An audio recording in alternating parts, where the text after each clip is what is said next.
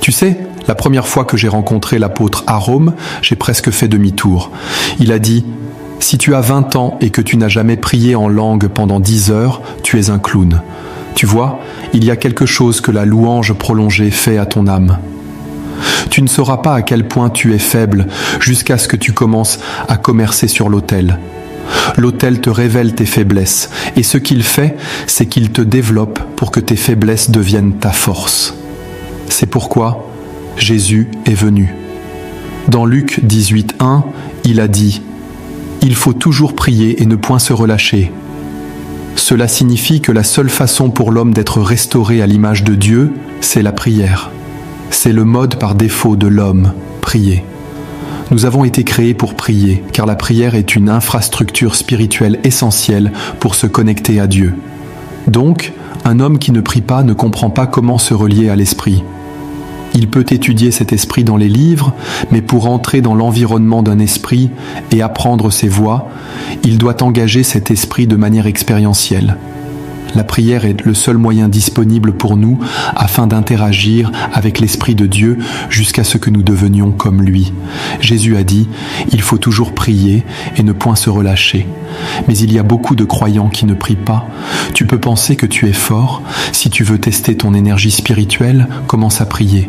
Tu peux amener ici un homme mûr, capable de soulever des poids pendant 10 heures, avec des muscles bien visibles. Tu diras « Celui-là est fort ». Puis tu amènes un gars mince, un intercesseur, et tu dis « Ok, prie en langue pendant 2 heures ». Après 15 minutes, l'homme musclé s'écroulera. Mais c'est à ce moment que le gars mince commence à se charger. Après 3 heures, il commence à sauter. Après 5 heures, il marche d'une certaine façon. Quand il atteint 10 heures, tous ses sens spirituels sont activés.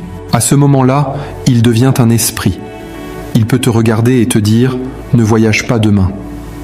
Tu ne lui as rien dit, mais quelque chose s'est activé. Il a récupéré ses outils dans l'esprit. La Bible dit « Ceux qui se confient en l'Éternel renouvellent leur force ».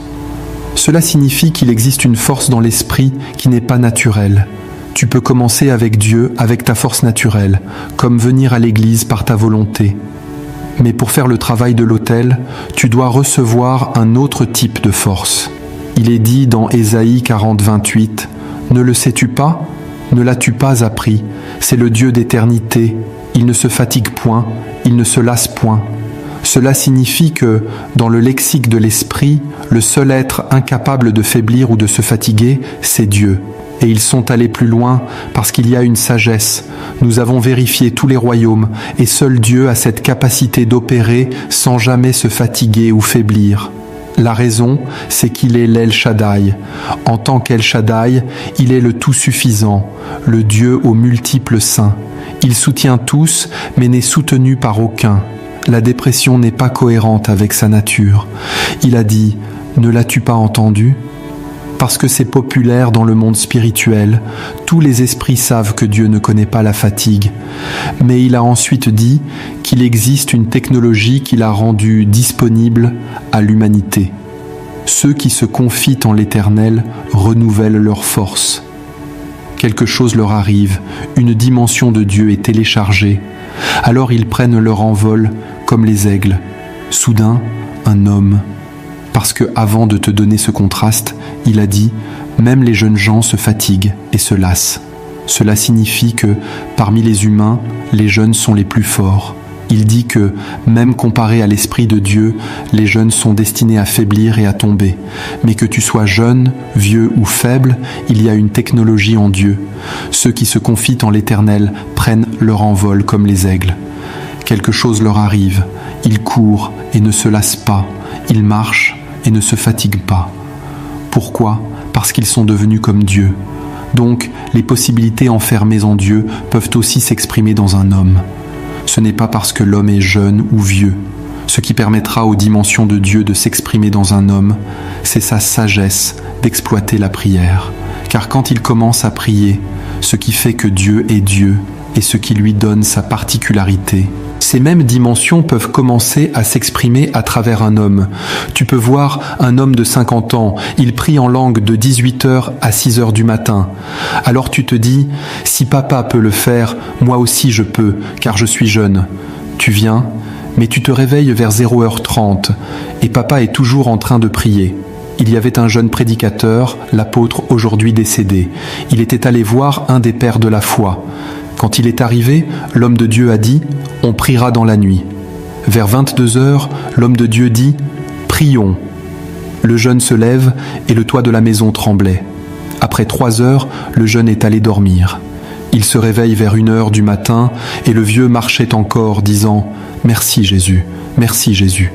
À 3 heures du matin, il se réveille encore « Merci Jésus ». Sa prière devenait encore plus profonde. Quand le jeune s'est réveillé à 6 heures du matin, papa priait en dormant. À 8 heures, il l'a vu dans la douche, en train de dire « Merci Jésus ». Et le père est parti au bureau comme ça. Le jeune est venu, s'est agenouillé pour recevoir une impartition. Si ton avantage, c'est ton don ou ton charisme, tu es faible. Tu ne le sauras que lorsque tu entreras dans l'arène du combat.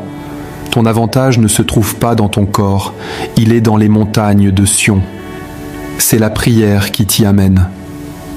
Parfois, on dit ces choses de manière humoristique pour que les gens puissent s'identifier. Mes sœurs, quand nous étions jeunes, elles étaient les reines de beauté dans la maison. Je ne sais pas pourquoi Dieu a fait ça, mais moi, je suis laid. Peut-être que c'est cette laideur qui m'a aidé à chercher Dieu. Quand elles avaient 24, 25 ans, toutes leurs chaussures étaient hautes comme ça. C'était le temps des perruques brésiliennes. Elles allaient se coiffer pour 130 000, 200 000 francs, puis elles marchaient comme ça. Quand je demandais « C'est quoi ce type de chaussures ?» Elles répondaient « C'est choker ».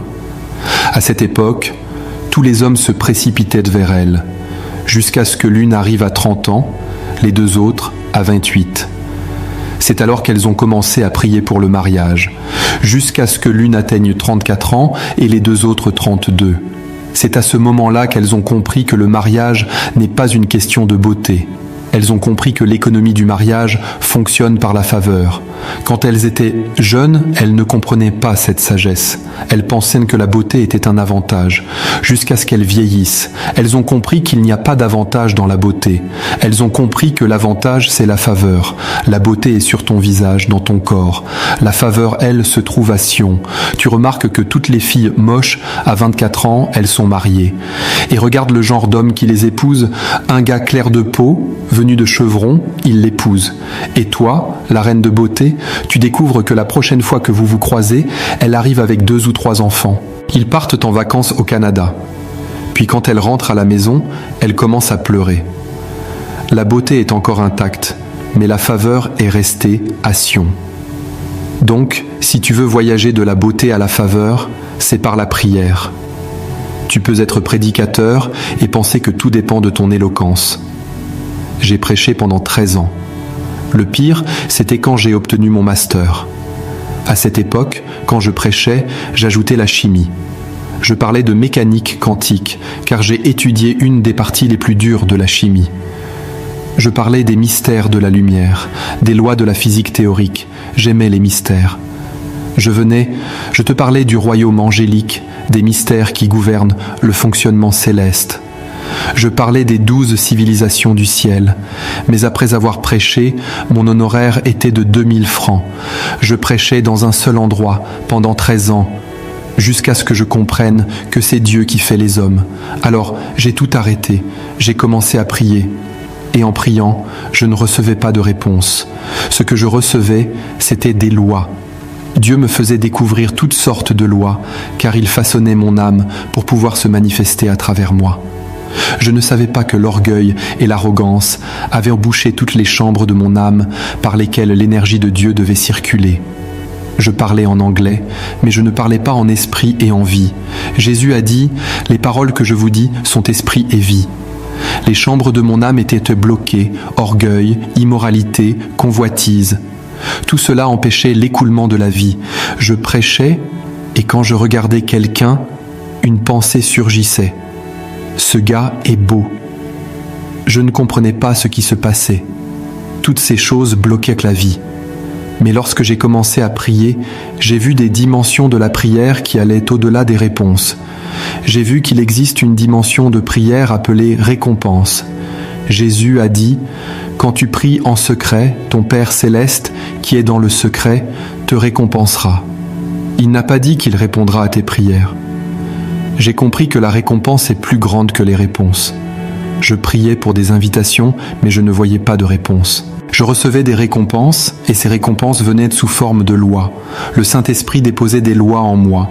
Parfois, j'allais dans un endroit, je peinais, je me donnais à fond, mais on valorisait les autres et on m'oubliait.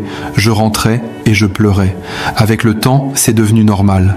Ce que je ne savais pas, c'est que la longanimité avait été activée dans mon âme. Le dernier cas, mon ami, avec qui je vivais, on était tous deux fils spirituels d'un apôtre. C'est un bon gars, il ne m'a pas fait cela pour m'intimider, mais Dieu le faisait évoluer, et voilà ce qu'il a fait. Moi, j'étais diplômé d'un master. Lui, il était encore étudiant. Il était pasteur d'une église de jeunesse. J'étais censé être ordonné pasteur dans l'une des grandes églises de ce pays, car j'étais charismatique. Mais Dieu m'a dit de le rejoindre. Quand je suis allé vers lui, il m'a logé dans une chambre à l'extérieur de l'appartement, et il m'a dit « Dans cette église, on grandit par les rangs. » J'ai dit « Comment ça ? On est tous deux fils de l'apôtre. Je viens dans ton église pour grandir ?» Alors que je voulais parler, le Saint-Esprit a bloqué ma bouche comme ça. J'ai servi pendant 1 an et 8 mois. C'est là que j'ai découvert que j'étais très arrogant, car c'est un honneur de balayer la maison de Dieu, peu importe qui tu es. Je ne connaissais pas toutes ces leçons. Mais quand Dieu a terminé de m'enseigner, il m'a dit « Cette année, je commencerai à t'annoncer. » L'onction était légère, je ne suis même pas tombé sous la puissance.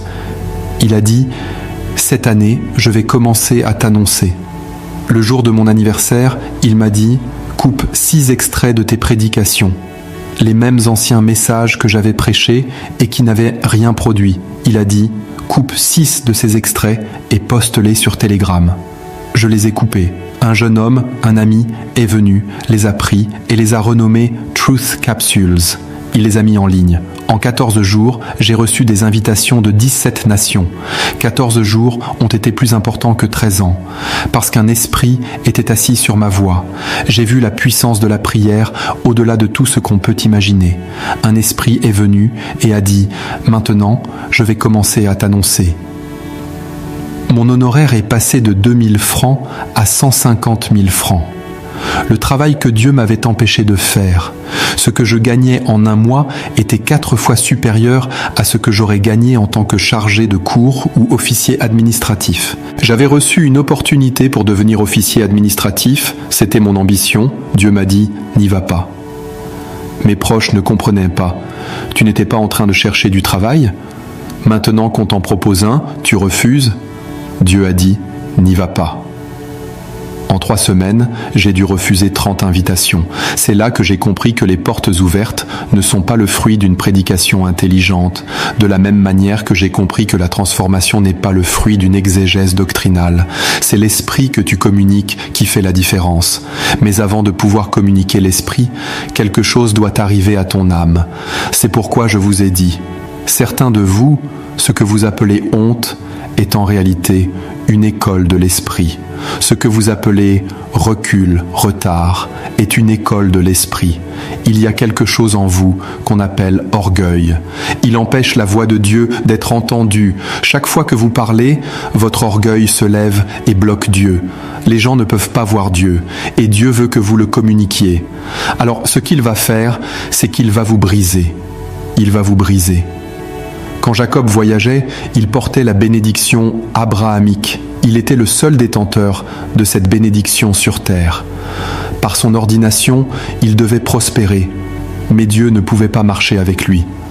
Quand il a touché les autels qu'Abraham avait bâtis, la prière est montée vers le ciel et un ange est apparu.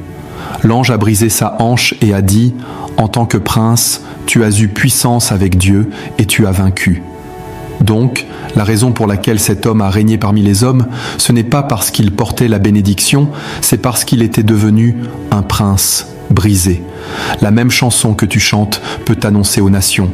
La coiffure que tu fais peut t'annoncer aux nations. La seule différence, c'est qu'une lumière spirituelle repose dessus. Tu peux vendre de l'eau et devenir millionnaire. La différence, c'est qu'un esprit repose sur ce que tu fais. Mais avant qu'un esprit fraternise avec un homme, cet homme doit accepter le gouvernement de cet esprit. C'est là que les hommes sont façonnés. C'est là que les histoires changent. Mais toutes ces choses naissent par la prière. Si tu ne pries pas, tu ne peux pas percevoir les fenêtres des cieux. L'atmosphère de Sion ne peut pas se cristalliser sur ton âme. À chaque saison de la vie de Jésus, il l'activait par la prière. La Bible dit qu'il fut conduit par le Saint-Esprit dans le désert pour être tenté par le diable. Mais quand il allait dans le désert, il a changé la saison. Il l'a transformée. C'était censé être une saison de tentation, mais par la prière, Jésus en a fait une saison de promotion. Ask Chat GPT. Quand Jésus descendait de ce qui aurait pu être la montagne de la tentation, elle est devenue la montagne de l'annonce. Il a quitté la montagne de la tentation, il est descendu, et la Bible dit que sa renommée s'est répandue. Selon le ciel, c'était une saison de tentation, mais la prière l'a changée en une saison d'annonce. Vous n'avez pas remarqué que lors des noces de Cana, le vin était fini? Ils pensaient que c'était une saison de pénurie. Marie est venue vers Jésus et Jésus a dit « Mon heure n'est pas encore venue ». Mais elle dit « Faites tout ce qu'il vous dira ». Cela signifie que si tu peux prier, tu peux changer tes saisons. La promotion qui est prévue pour dans 5 ans peut arriver la semaine prochaine si tu investis suffisamment de prière pour faire taire les résistances. La prière peut altérer ce qui a été choisi pour toi et le transformer pour le bien. Jésus a transformé une saison de tentation en une saison de promotion. C'est un mystère en Sion. La prière est plus profonde que tout ce que tu crois. Tu resteras au même endroit si tu ne maîtrises pas l'art de prier. Si la prière n'est pas ton système d'exploitation, tu resteras bloqué. Même les choses qui devaient être ton avantage passeront sans que tu ne les utilises. La prière est la seule chose qui aligne les coordonnées de Sion pour que tout ce qui constitue l'avantage d'un homme se mette en place et que les desseins de Dieu naissent. Seuls les hommes de prière peuvent discerner les saisons et les maximiser. Quand Jésus est né, les pharisiens étaient dans le temple en train de lire les lois de Moïse et de réciter la Torah. Mais il y avait 3 personnes qui priaient. L'une d'elles était une femme, Anne la prophétesse. Une autre personne était Siméon le prophète. Il priait. Au moment où Jésus est arrivé, la Bible dit que Siméon est entré dans le temple poussé par l'Esprit. C'est l'Esprit lui-même qui l'y a conduit. Il a su discerner la saison parce qu'il comprenait l'intelligence de la prière. Jean est sorti du désert et quand il a vu Jésus, il a dit « Voici l'agneau de Dieu qui ôte le péché du monde ». Comment l'a-t-il reconnu? Parce qu'il était séparé dans la prière. Certains d'entre vous, votre saison viendra, vous ne la reconnaîtrez pas. Vous penserez que c'est une saison de disgrâce, alors que c'est ce que Dieu a arrangé pour votre gloire. La raison pour laquelle Dieu a enveloppé cela dans le mystère, c'est que si c'était commun, les gens pourraient le reconnaître et vous l'enlever. La Bible dit que ces choses ont été cachées en mystère pour votre gloire. Mais si vous ne priez pas, vous ne pouvez pas les discerner. Les choses qui devraient être des promotions viennent parfois sous forme d'insultes. Parfois elles viennent comme des disgrâces. Il faut les yeux du discernement pour les voir. Et les yeux du discernement naissent sur les autels de prière. Abraham attendait Dieu depuis 25 ans. Le jour où l'enfant est venu, il est apparu sous forme de 3 hommes marchant près de sa maison. Il dit « Seigneur, Seigneur ». Il savait que ce n'étaient pas des hommes ordinaires. Il les a invités dans la maison. Ils ont refusé. Il a insisté. Il a dit « Asseyez-vous, laissez-moi préparer quelque chose ». Ils ont refusé. Il a insisté. Quand il les a nourris, alors qu'il partait, Dieu s'est tourné vers lui et a dit « À la saison prochaine, ta femme Sarah aura un fils ». Une foi de 25 ans a été consommée par un moment de discernement. Le but, c'est la prière.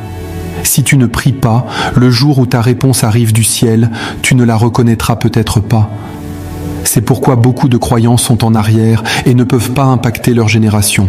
Si un homme peut prier, il peut changer les marées du ciel et faire pleuvoir en saison sèche. Élie a dit au roi, il va pleuvoir. Mais le ciel était sec. Il est allé à genoux et la Bible dit, 7 fois, il a envoyé son serviteur regarder, jusqu'à ce qu'il forme le nuage par la prière. Ce qui est apparu dans le ciel n'y était pas avant. Il l'a formé par la prière. Il a créé cette saison par la force, car la prière fervente du juste a une grande efficacité. On te dit que ta vie ne marchera pas. Il plaisante. La seule raison pour laquelle ta vie ne marchera pas, c'est parce que tu ne connais pas la porte de la prière. Si tu comprends l'intelligence de la prière, tout ce que tu veux peut t'arriver, si seulement tu peux rester assez longtemps. Si tu ne peux pas rester assez longtemps. Quand Élie a dit au roi « La pluie vient », le ciel était sec. Mais il savait prier. Il dit « Je sais prier ». Tout ce que je dis, je peux le faire arriver sur l'autel. Il est allé sur l'autel. Il a créé la pluie. Il a créé la pluie sur l'autel. Rien n'est difficile pour un croyant, si seulement il peut prier. Ton destin peut changer en 2 semaines. La plaie et la crise que tu as vécue depuis 10 ans peuvent changer en 2 semaines. Ils ont dit à la femme de John Austin qu'elle allait mourir dans 3 jours. Elle a rassemblé 40 versets bibliques et elle a prié en langue sur ces versets. Les 3 jours sont devenus 3 mois. C'est devenu 8 mois. C'est devenu 10 ans. Elle a changé son histoire par la prière. Anne, maman de Samuel, venait à Silo année après année. Rien ne se passait. Tout ce qu'elle savait faire, elle l'avait fait. Elle avait donné les dîmes, offert les sacrifices, mais rien ne fonctionnait. Alors, elle s'est séparée de tout le monde et est allée prier. Elle priait avec une telle intensité que ses lèvres tremblaient. Le sacrificateur l'a vue et a cru qu'elle était ivre à cause de la profondeur d'où venait sa prière. Et ce jour-là, son histoire a changé. Les personnes sages comprennent que la prière est l'une des infrastructures les plus puissantes pour télécharger les dimensions du royaume. Tu peux changer ta saison par la prière. Tu peux créer des possibilités spirituelles par la prière. Tu peux mettre fin aux tentations par la prière. Tu peux activer des saisons par la prière. Mais les hommes ne prient pas. Nous regardons aux hommes pour changer notre histoire, alors que le secret, c'est la prière. C'est pourquoi Jésus passait sa vie à genoux. Il le voyait guérir les malades tous les jours, mais ils ne lui ont pas dit « Apprends-nous à guérir ». Ils lui ont dit « Apprends-nous à prier ». Cela signifie que Jésus priait plus que tout le reste. Il voyait tout ce qui se passait autour de lui et il savait que c'était la prière qui engendrait ces choses. Alors, ils ont demandé la grâce de prier. Ils levèrent les yeux vers lui et leurs visages rayonnèrent et ils ne furent point confus. Psaume 34, 5. Combien peuvent lever les yeux vers lui ? Ton histoire peut changer. Tu peux transformer ton territoire si seulement tu pries suffisamment jusqu'à ce que Dieu naisse à l'intérieur de toi. Alors, l'autorité sera confiée à tes paroles. Quand tu entres dans un territoire, c'est le moment de décréter, mais ce n'est plus le temps de prier, car tu aurais déjà prié en secret. Les hommes qui ont changé leur monde étaient des hommes de prière. Ils étaient cachés dans des cavernes parce qu'ils savaient que seuls ceux qui touchent le monde spirituel peuvent le transformer. Ils le savaient. Daniel n'était pas dans le palais. Une main est apparue et a écrit sur le mur. Quand ils ont voulu connaître la signification, ils sont allés invoquer l'homme de prière. Ils savaient que ce type de sagesse ne pouvait pas être cristallisé dans un palais. Seuls les hommes qui parlent avec les esprits peuvent recevoir une telle sagesse. Quand Daniel est arrivé, il a dit « Cette main vient de l'endroit où je demeure. La cité où je voyage dans l'esprit, c'est de là qu'elle vient. Je n'ai pas besoin d'un maître pour lire cela, je connais cette langue. Là où je vais dans le ciel, c'est la langue qu'ils parlent. Ils ont écrit Mené, Mené, Tekel, Upharsin. Et avant même qu'ils ne lisent, il a fait la moquerie du roi. Il a dit « Ton père, Dieu lui avait donné le royaume, la puissance et l'autorité. Il avait élevé le royaume, une dynastie qui touchait les extrémités de la terre, et ce royaume t'a été remis. Mais tu es venu adorer des dieux de pierre et de fer. C'est pourquoi cette main est venue. » Il a dit « Tu as été pesé dans la balance. » Comment savait-il qu'il existe un système dans l'esprit qui pèse les hommes ? Qui lui avait appris cela ? Il a dit « Ton royaume est divisé et donné aux Mèdes et aux Perses. Cette nuit-là, le roi est tombé, parce qu'un homme venu de l'esprit est intervenu. Tu veux habiter dans les cieux ? La porte d'entrée, c'est la prière. Si tu ne pries pas, tu ne peux pas être pertinent. Il n'y a aucun homme qui ait changé ce monde sans prière. Même lorsque Dieu a regardé la terre et a dit qu'il détruirait toute chose, un homme a fait changer Dieu d'avis. Son nom était Noé. Tu penserais que Noé était chanceux. Mais la Bible dit que Dieu regarda la terre et déclara vouloir détruire l'homme et la bête. Personne n'était qualifié, mais il y avait quelque chose que Noé faisait. C'est lorsque Noé est sorti de l'arche, dans Genèse 8:20, que nous avons su ce que Noé faisait qui lui avait donné ce statut. Il a bâti un autel à l'Éternel. Un seul homme était plus important que le monde entier. C'est possible pour un homme de sauver un territoire. Mais il devra connaître les dynamiques des autels. Il doit connaître les voies de la prière. Il ne sera peut-être pas populaire, mais il peut rester dans sa chambre et dire « Seigneur, accorde encore un an de miséricorde à la terre ». Et tu croiras que ce sont les nombreuses églises qui font que les choses arrivent. Mais la Bible dit dans Colossiens 4,12 « Épaphras, qui est des vôtres, serviteur de Christ, vous salue, combattant toujours pour vous dans ses prières, afin que vous teniez bon, parfait et pleinement persuadé dans toute la volonté de Dieu. » Cela veut dire qu'une nation entière tenait debout parce qu'Épaphras priait. Dieu s'est levé dans les cieux aussi. Il a dit « Je vais détruire Israël ». Le pacte qu'il avait avec Abraham n'a pas compté, mais Moïse s'est levé dans l'intercession. Comment veux-tu qu'on dise ? C'était un homme parlant à Dieu. Les hommes ne sont pas tous les mêmes, mon frère. Les hommes de prière sont des hommes de rang d'anciens. Ils consultent avec des esprits, ils parlent avec des anges, ils donnent des ordres depuis le ciel. Comment veux-tu que cela soit entendu ? Que toi, le Dieu éternel, tu les as délivrés de la captivité pour les détruire dans le désert. Alors Dieu dit, je me repens. Tu pensais que seul Dieu pouvait se repentir ? Non. Un homme de rang dans l'esprit peut parler. Tu peux venir dans ta famille et dire « Je punis la mort » et personne ne mourra. Tu peux regarder ton frère diplômé, sans emploi, et dire « Tu es établi ».